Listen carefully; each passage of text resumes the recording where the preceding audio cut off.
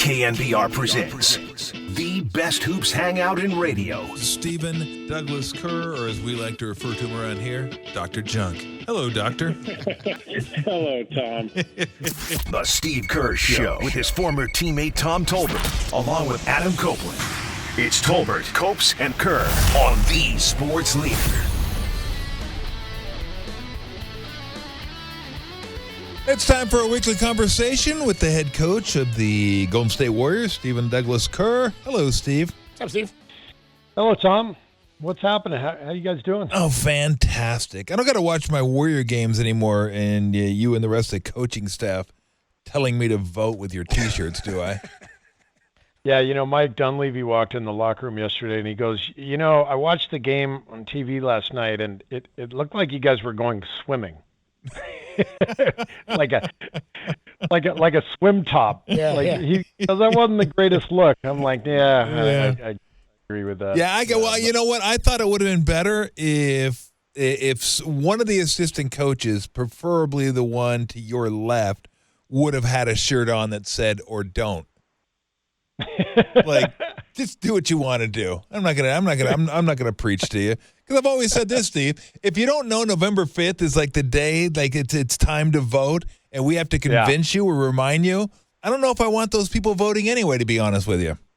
Well, I got to be honest too. I thought to myself as I put the shirt on, is there anybody out there who's going to vote because they saw me wearing the shirt? Did somebody turn the Wizards Warriors game on last night and go, I gotta go vote tomorrow? That's for right. the reminder. That's right. That's right.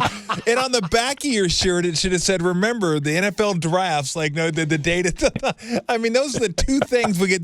I know the NFL draft. Okay, you tell me about it 1,000 times, like a month before it happens.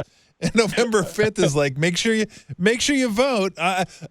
Steve, I always feel like there's two sides. I'm like, or don't. I don't care. Do what you want to do. I'm going to tell you what to do. I need a different point of view on that one. So let's talk about the team. I want to go back to Houston first. I want to know exactly what you were thinking at the end of the game when Draymond threw that pass and it was just hanging in the air, and you kind of knew Wiggins wasn't going to get it.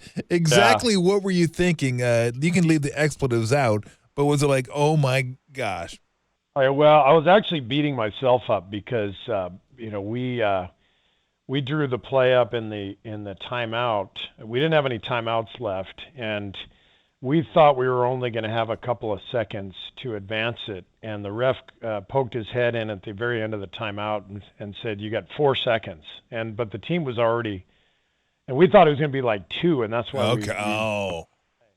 And so if I had known it was 4, I would have drawn something up a little different. And so we put Draymond in a really tough spot. And so as soon as I saw the pass and I saw the trajectory, I'm like, oh my God, you've got to be kidding me. So that was I was beating myself up at that point. Got it. But Got it. It all worked out thanks to JK in overtime. And our defense, Loon was great. Kyle Anderson was great. It was a hell of a way to finish a potentially calamitous. Yes. It went from disastrous to party time. It's one of those ones you can say after, well, I'm glad we went through that. That was fun.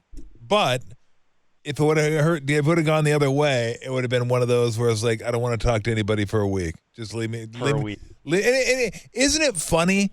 Like, I don't know if you feel this. I find the dynamics fascinating when you're up that big.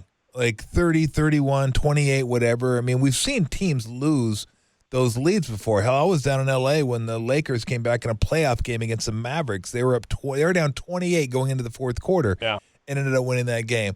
But an interesting dynamic happens. Like, if you can ever get it down to like 10, like 12, 11, 10, 9, right around there, the team that was losing and now is cut into the lead has the momentum, playing with house money, and they're just on fire. They're not really thinking about much.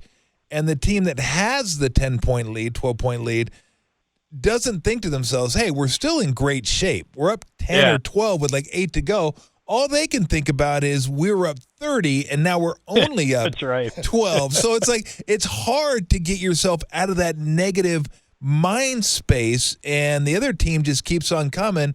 And you see it happen all the time. Like it's almost like, hey, they were going to make a run. This is extreme, but just let it go. We're up 12 now. Let's play basketball. But it's really hard to get out of that, isn't it?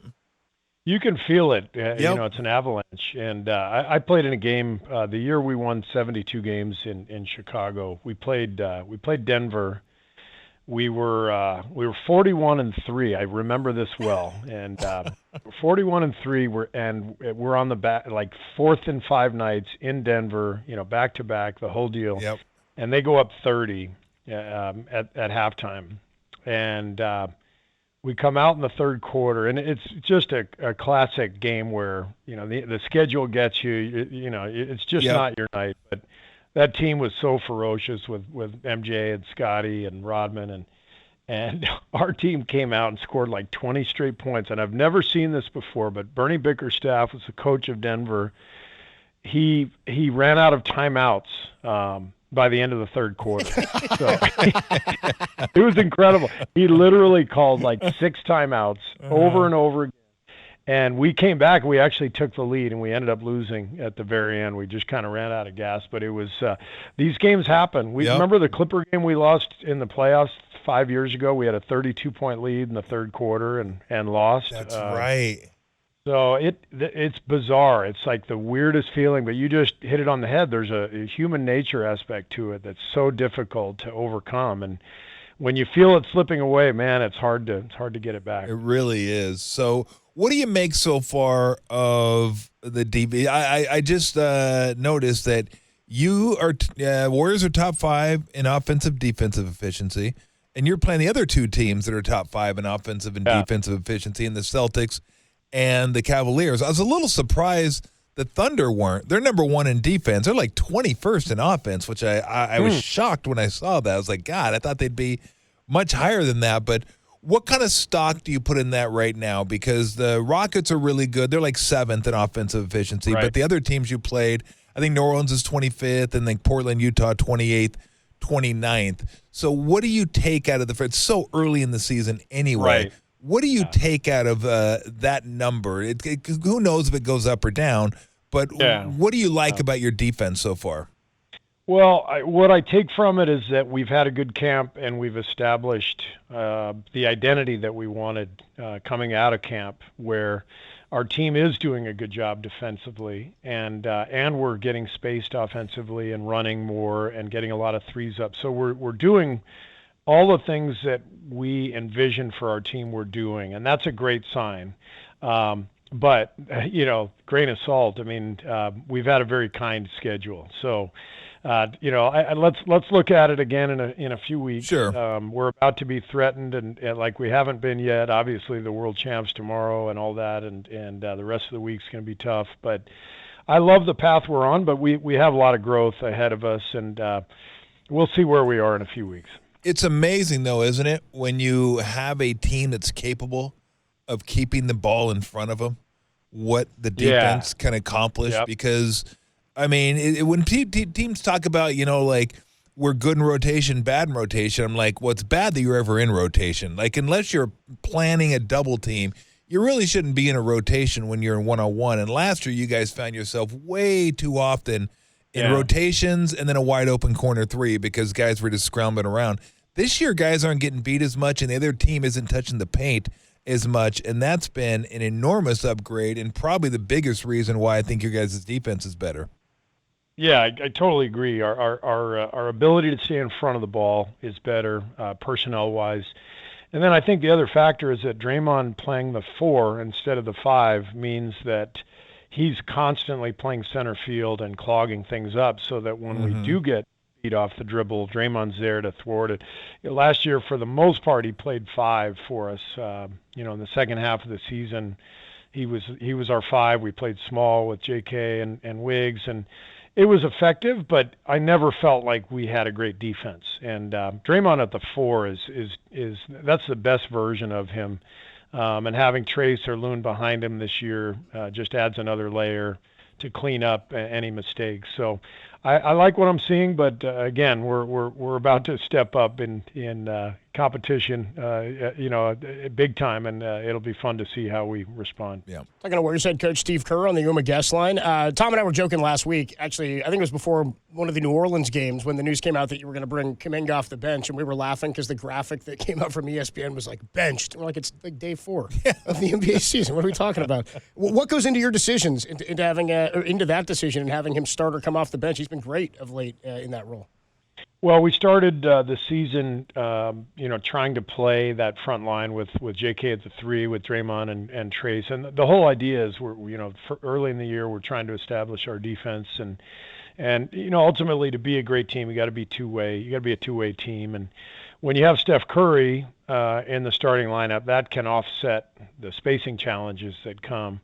As soon as Steph went out, I wasn't going to play that front line. I mean, that made no sense. Because now you're putting way too much of a burden on a backcourt to generate offense without much spacing from your 3, 4, and 5. And so Steph goes out. We just changed the lineup to make it make more sense, get more shooting out there, and it clicked, and we stayed with it. And I don't know, it's called coaching. Yeah. So, Thank you. There you go. And by the way, we laughed. We laughed when I set the over-under on lineups at 9.5. By Christmas, I think was the we might get there by Thanksgiving, Steve. We might get there next week. Whatever it takes, guys. Whatever it takes. Did you start Gary Payton yesterday just because you bring him in, he's got Jordan Poole to kind of just stick him on, and you got Steph back. So Steph's back. He can take care of the okay. Yeah, so Steph and Gary are elite together. They have been for 3 years. When they're on the floor together, great stuff happens. And we watched Washington, and we knew, basically starting 3 rookies, maybe even 4 rookies yesterday. Jordan is definitely the head of the snake, and Gary was our best option against him. And I also wanted to continue the theme that we've established, which is, strength in numbers. We're going to do whatever it takes, and so I felt good about that. And then we'll adapt tomorrow, and we'll see who's available. And Melton is on his way back soon, not tomorrow, but maybe by the end of the trip. And he's another great option in a situation like that. So. We've got to figure out what we have, but we also have to empower the guys that we have and establish that whatever it takes, we're going to do. Could that be like that position? Could that be kind of starter du jour based on what the matchups tell you? Game planning, yeah. I would prefer not to do it that way, but as long as we have guys out, then that definitely is a possibility. Got it. We're talking to the head coach of the Golden State Warriors, Steve Kerr. Off to a 6-1 start. What have you noticed? I mean, Hield, good Lord. I mean, that guy is just kind of a miss. I mean, it's amazing the heater that he's been on this year. What is it about him that makes him fit in so seamlessly? Because it feels like when I'm watching him play, it feels like he's been here 5 years. He is such an easy fit into our offense. Remember, he played for Luke Walton in Sacramento years ago when he was a young player, and they ran a lot of the same stuff. And Clay and Steph, their ability to run off screens, I mean, that's Buddy's specialty. I mean, he loves to run and transition, run to the corners, and he's generating so many good looks for us, whether they're for him or somebody else, just with his movement. So he is a great fit in our style of play, but he's also bringing great energy and joy to the building every day. It's a really good fit for our team on and off the floor, and he is just an absolute blast to coach. What a great guy.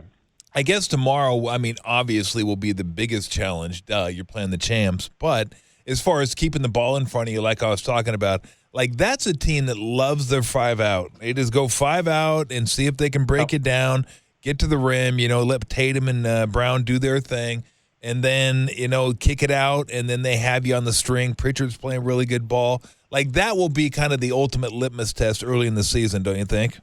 Yeah, for sure. Now, Jaylen Brown is out tomorrow. Oh, okay. We just got that report. So they've been starting big the last couple of games with Horford at the 4 and then a more traditional 5. I think Keita started at the 5 last game. Okay. Anyway, it won't be, the version of the Celtics that we saw in the playoffs where it was true 5 out with Porzingis launching from 30. I mean, trying to guard that spacing is so difficult. But they're still obviously, one of the best teams in the league, and this will be our biggest challenge to date defensively for sure. And you probably, I would imagine, get a super, super warm reception there in Boston tomorrow, won't you? I'm excited. I think the fans are really going to cheer for me because you know what I did this past summer. I played Drew Holiday and Derek White a ton, and you did. Given that both guys are Celtics, and the fact that Tatum also played a huge role in the proceedings. All 3 guys, major fact. We won the gold medal. This is America. It's the day after Election Day. I think Celtics fans are going to welcome me with open arms and just maybe even like bouquets of roses. Maybe, you know what I'm going to call it? It's going to be loving. Yeah. A loving embrace. Loving embrace. Yes. Yeah, right, exactly. Yeah. Heartfelt. Yeah. Talking to Steve Kerr, the most beloved man in the city of Boston. I was going to ask this about NBA media as it related to starters, but maybe it's Olympic media. Does the media make too much of who's starting, you think? Yeah, I do. I especially these days, I think teams are playing faster. In general, I think teams play deeper. They play more people because of the pace and the 3-point shooting. I mean, so I don't know. I think the starting stuff is overrated. Ask any player; they'd rather close than start. Yeah, no doubt. Let's put it this way: any player worth his salt would rather close than start. If they want to start rather than close, then you probably don't have the right guy. And that's all I'm saying. All right, we know you got dinner to get to. It's awful nice of Adam Silver to give everybody the night off, because I was telling Copes earlier on, I used to hate it like 4 years ago when I had to look at the schedule and say, oh, the Warriors are playing tonight. I can't vote and watch an NBA game on the same night. Oh, it's so irritating. I wish someone would cancel the schedule so I could vote. It takes all my day. It takes my whole day to do that. It's a 7 p.m. tip right in the heart of my voting clock. It's great that Adam Silver could accommodate everybody for doing that. So I mean, that's to be fair, not everybody has a really comfortable, friendly voting precinct in your leafy suburb where you just waltz into the voting precinct, cast your vote, and leave as you eat a sandwich. Some people have to wait hours in line. Tom, let's remember that. Oh, so you can't get home and watch your NBA game, please? Silver puppet. Oh man, unbelievable. Silver spoon voting booth. Yeah, right. Have a good dinner. Good luck on the rest of the road trip. We'll talk to you next week, Steve. Thanks, guys. We'll see you later.